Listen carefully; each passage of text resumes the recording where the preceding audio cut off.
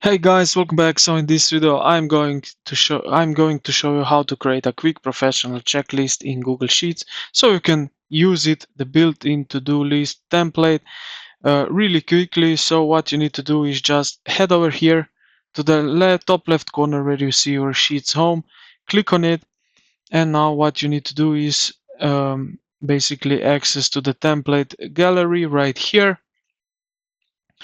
Now scroll down a little bit and you will found to-do list template.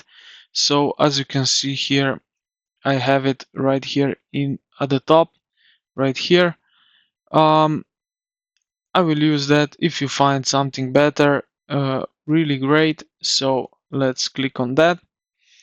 Now what you can do is you can rename the sheet and start typing your task. So you can rename sheet right over here at the top left corner. And yeah, you can change here to do.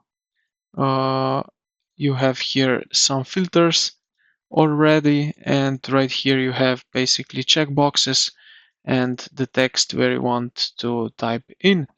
And yeah, this is pretty much it. Then you will have here basically to-do lists. So I hope this video helped you out. If you did, consider to like the video and subscribe to the channel.